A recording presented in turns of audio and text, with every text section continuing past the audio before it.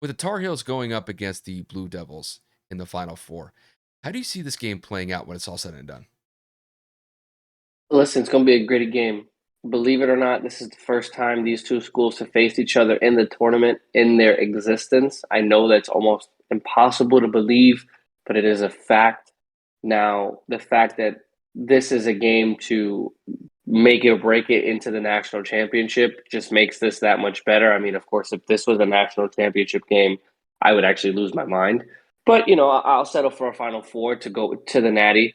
Um, I think that this is going to be a very physical game. I think that Duke has always been a team defensively to really anchor down, find ways to disrupt shots, and then we all know that their bigs are very capable of bringing the ball up court as well as being able to hit mid range and some threes.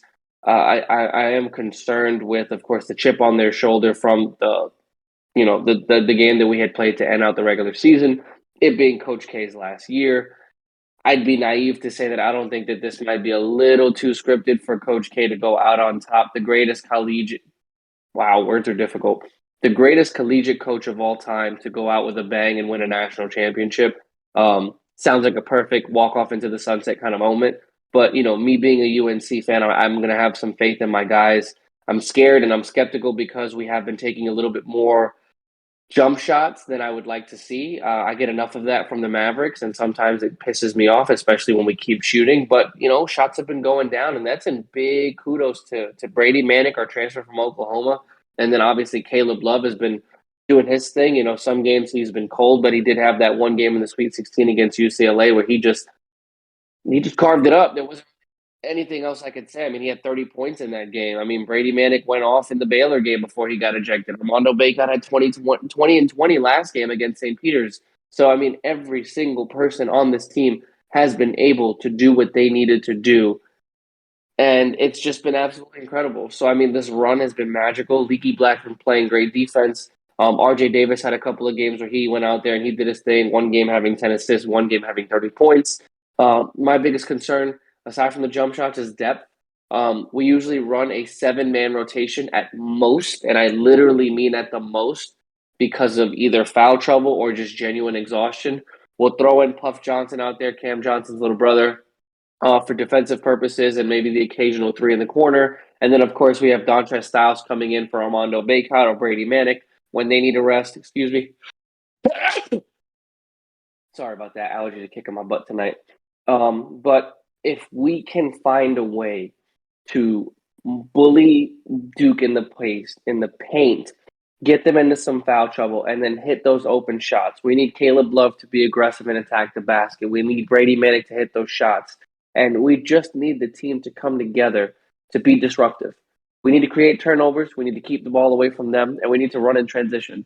There are so many positive features for this team that I have seen them just get better and better after every single game. And North Carolina has the personnel to do it. We have the coaching staff to do it. We obviously have the motivation because it is Duke and it is a trip to the national championship. So I think it's going to be a good game. I am very skeptical because Duke has just found ways to really dominate in those clutch moments throughout the tournament, and I feel like that's where North Carolina has struggled against good teams.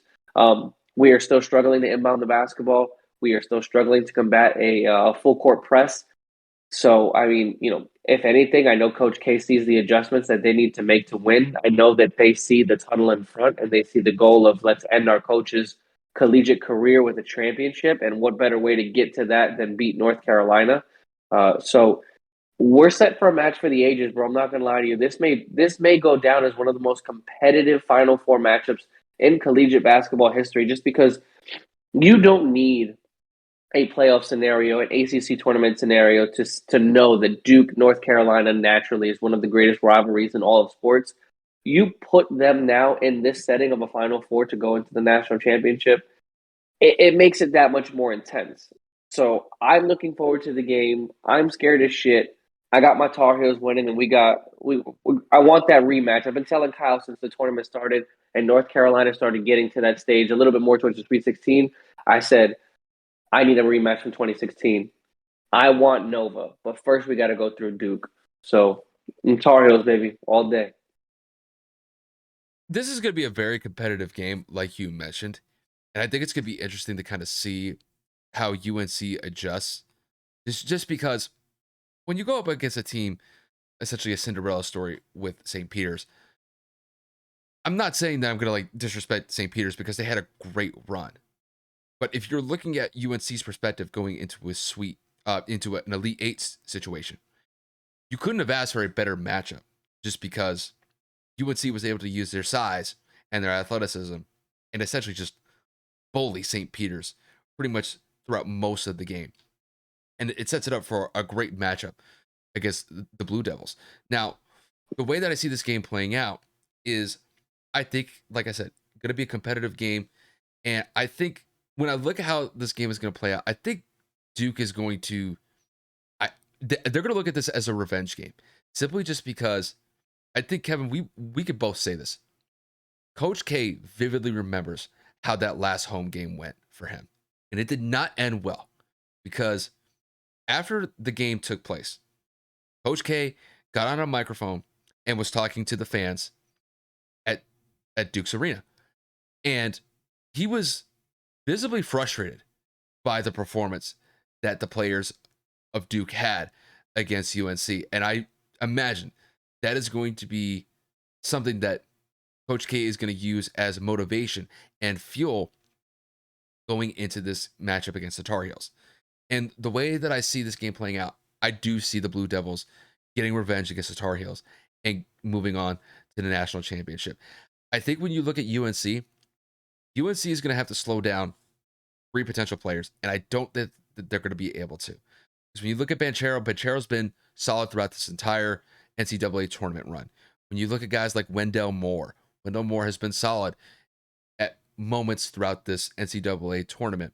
And then I believe their center, if I think his name is Mark Williams. If I'm screwing up his name, I apologize.